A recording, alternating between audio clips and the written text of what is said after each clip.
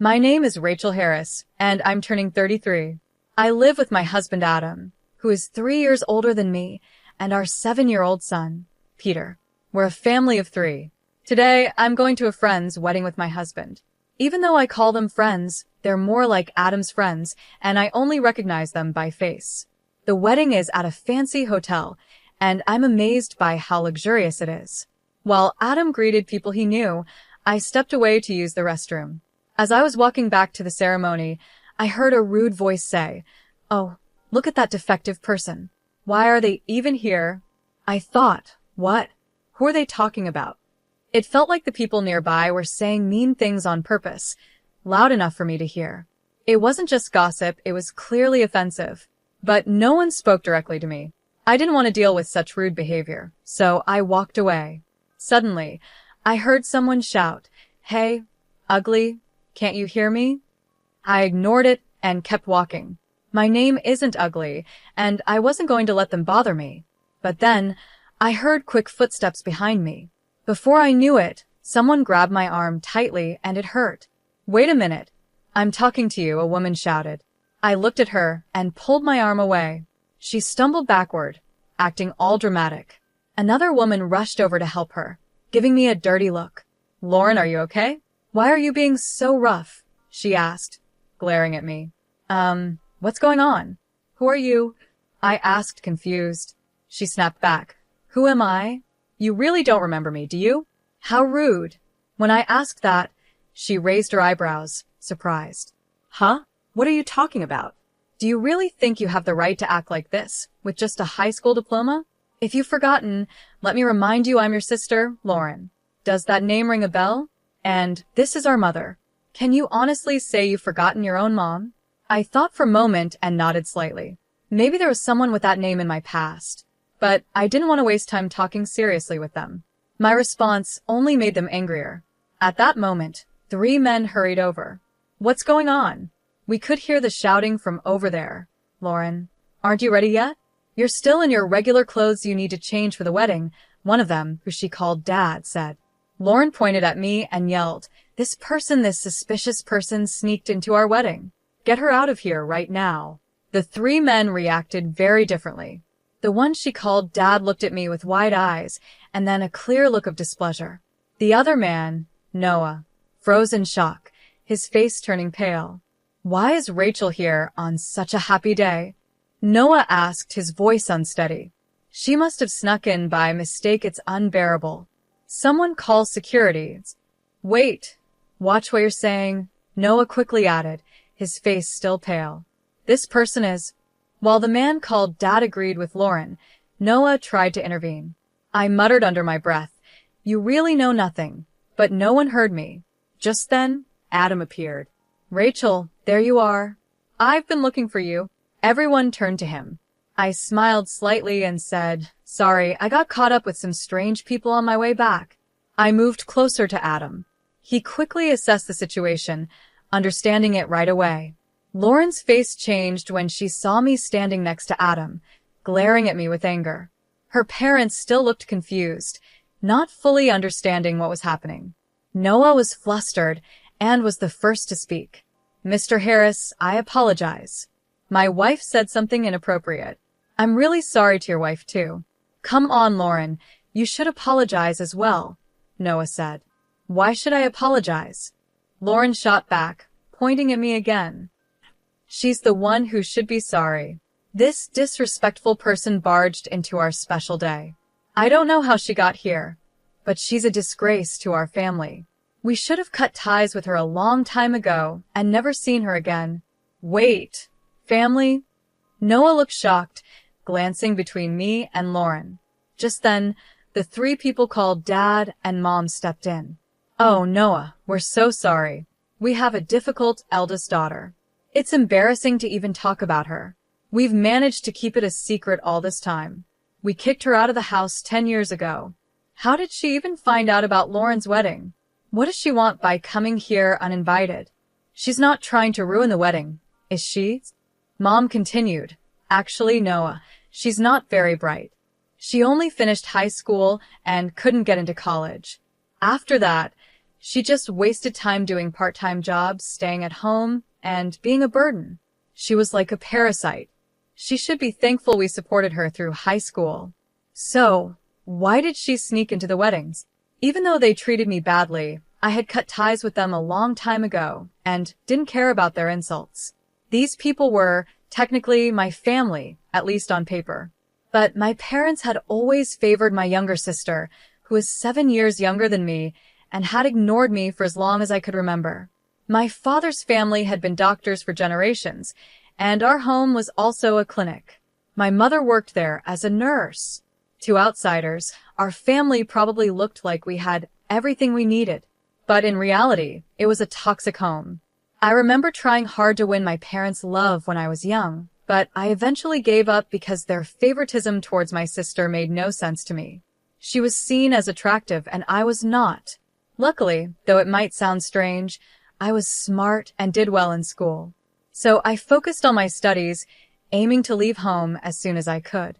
Back then, I felt like I was just playing the part of the defective older sister in the family. I won't allow you to go to university. You're a defect by nature, and there's no way you could get in. Start working right after high school, become independent, and contribute financially to the house.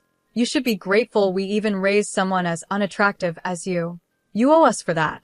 As for college expenses, we'll consider it for Lauren, but there's not a single cent for you. You'll spend your life serving us. Even if you get a job, it won't be anything important. This is what my parents told me during my senior year of high school.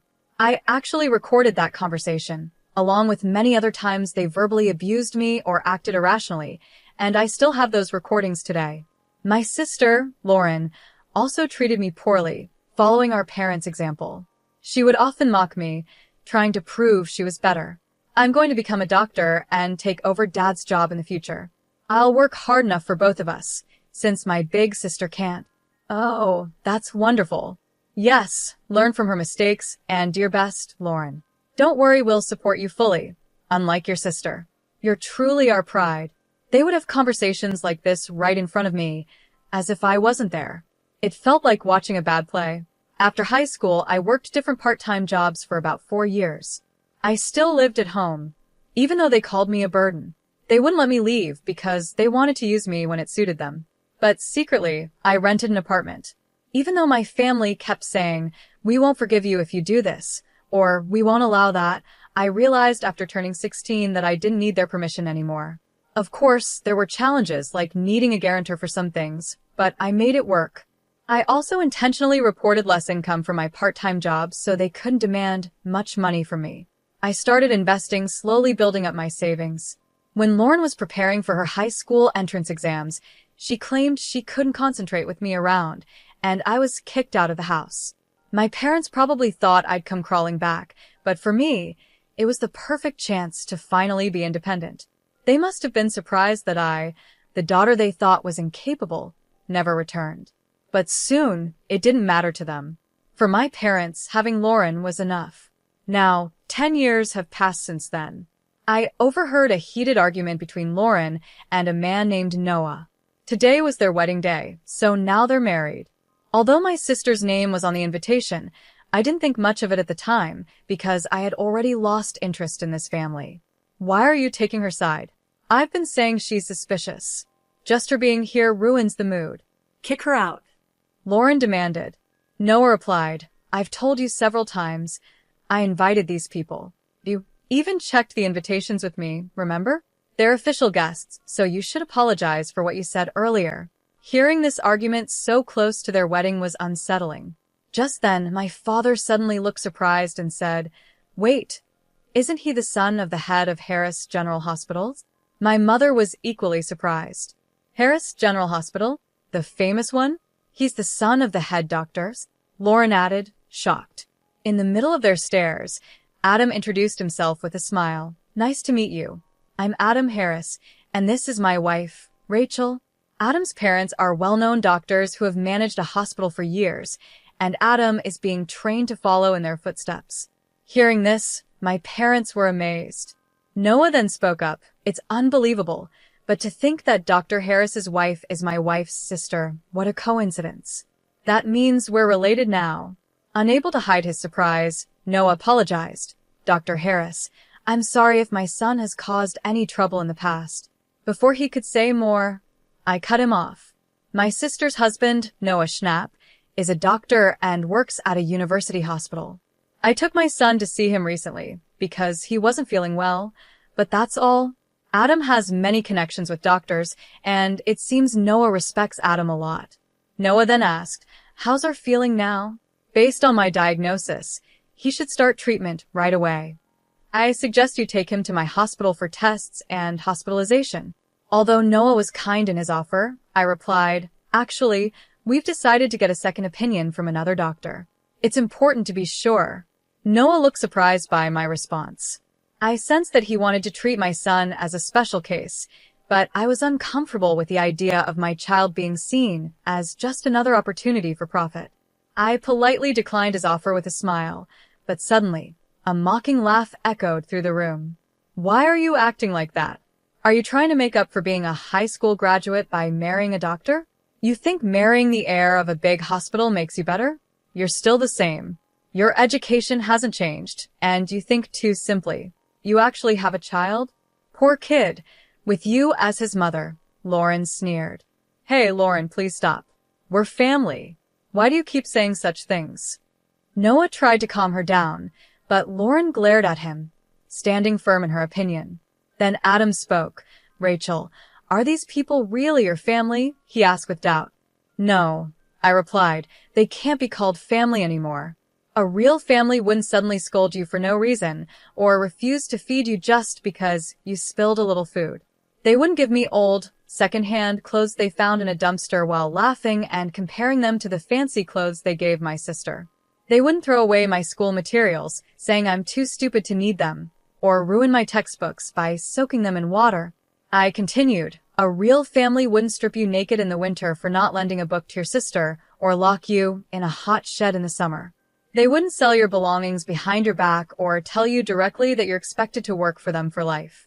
People in town noticed the unfair way the clinic treated us and suspected abuse. It's no surprise no one takes their kids to their clinic anymore. It's amazing no one reported it when we were younger. Now their business is failing, and they don't even realize it's their fault. As I calmly revealed the cruel things from my past, Noah looked shocked. My parents were equally stunned when they realized I knew about the clinic's financial struggles since I left. My in-laws had discovered this information while investigating, deeply sympathizing with what I went through. Adam felt the same and had looked into my parents' clinic, possibly as a form of justice. Lauren interrupted, shouting, "Stop it. Stop lying. We didn't do any of that. It's your fault for being a failure." Noah, don't believe her. But it was too late. Noah looked at her with disdain. I thought to myself, none of this would have happened if she had just ignored me and walked away back then. But then Noah spoke up. No, actually, it's you who's lying. Me? Lying about what? Lauren responded in disbelief. That Mrs. Harris only graduated high school. She has a college degree, is a successful businesswoman, and the CEO of a company that provides food for hospitals, including ours, Noah explained. CEO, my sister gasped in shock, staring at me like she couldn't believe it. My parents looked just as surprised. Stop lying. She's just a high school graduate. Are you saying she went to college behind our backs without us knowing? My mother accused. Yes, I did go to college, I replied calmly. I was already an adult, and I didn't need to tell strangers who aren't my family. What are you saying? How can you speak to your parents like that? We didn't give you permission to go to college, my father shouted. Why would I need your permission? I replied calmly, and they couldn't hide their anger. After high school, I worked various jobs and saved a good amount of money. I used that money to pay for college because there was still so much I wanted to learn and achieve. Living on my own gave me freedom, and I proved I could do anything. While in college, I started my own business. That's also when I met my husband. Looking back, it fills me with a lot of emotion. Meanwhile, my sister mumbled to herself, her face pale. I can't believe it. I always thought she was the useless sister who couldn't do anything on her own, that she would be nothing after being kicked out. But she graduated from college, became a CEO, and married the heir of a major hospital. Why? I thought I would be the successful one. Why is she more successful than me? Why does she look happy? Why indeed? I replied. Maybe it's because, despite being treated unfairly, I never gave up and kept working hard. Maybe luck helped a little too. I looked at my sister firmly, then revealed something shocking. By the way, I heard you dropped out of middle school. Is that true?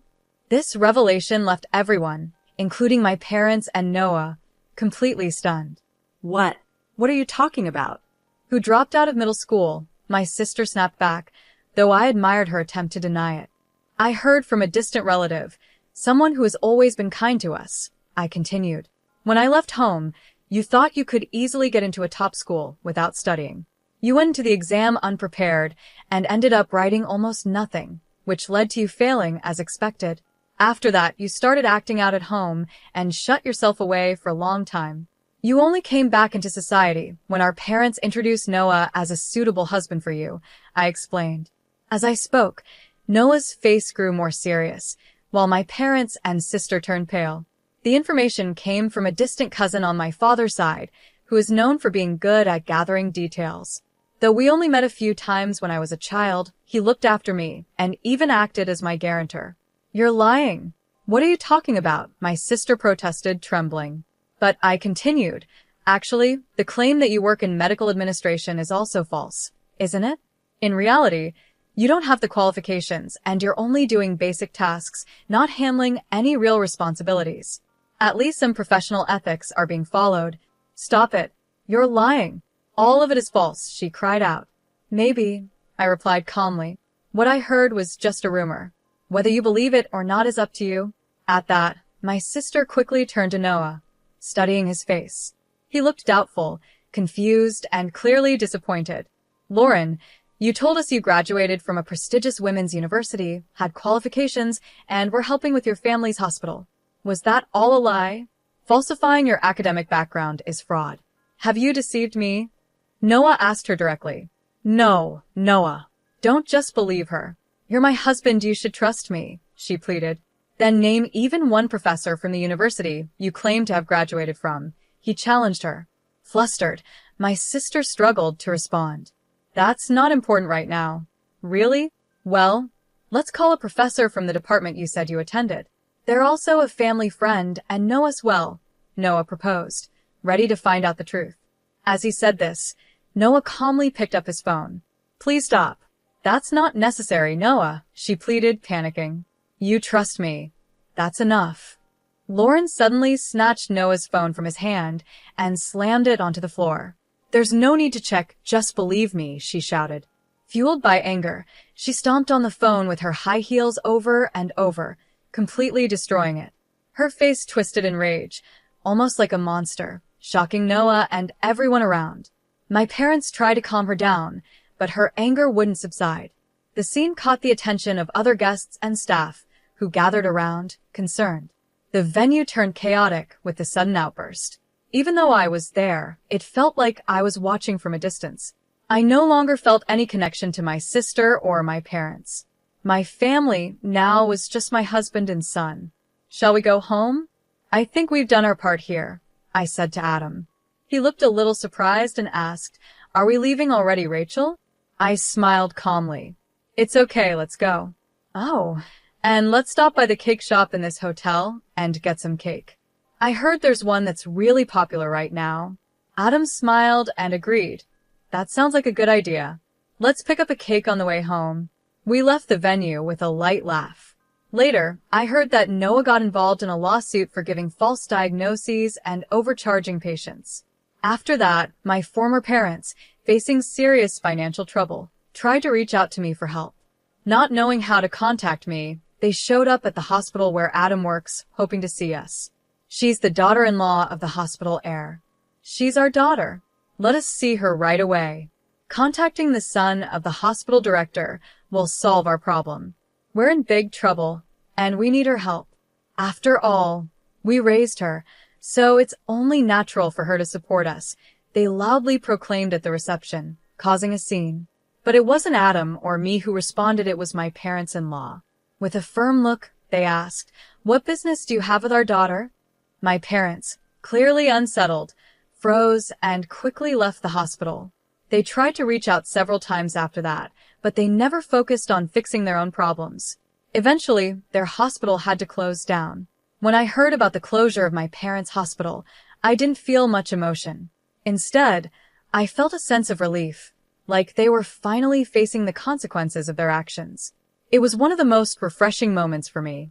Later, I learned that Lauren and Noah had divorced. I was surprised their marriage had even lasted a few months. The lawsuit Noah was involved in, along with his dismissal from the hospital, must have seriously damaged their relationship. Lauren always seemed determined to outdo me and find greater happiness, but she kept making bad decisions. Her first mistake was starting an affair with an older, married doctor, thinking it would help her gain a better position. But when the affair was discovered, the doctor's wife demanded compensation, and it became a big issue. Desperate, Lauren turned to our parents for help, but they disowned her, calling her a disgrace to the family. I don't know what happened to her after that, but she had struggled since failing her high school entrance exams and had spent a long time isolated at home. She ended up working in shady places, facing many hardships that affected her health, and eventually left her homeless. Hearing these stories made me lose interest in her completely. Meanwhile, my former parents, now nearing retirement, are struggling to find jobs as doctors or nurses. No hospital will hire them because of their bad reputation, which likely stems from how they treated me and others in the past. They're just people from my past now, and I no longer think about them.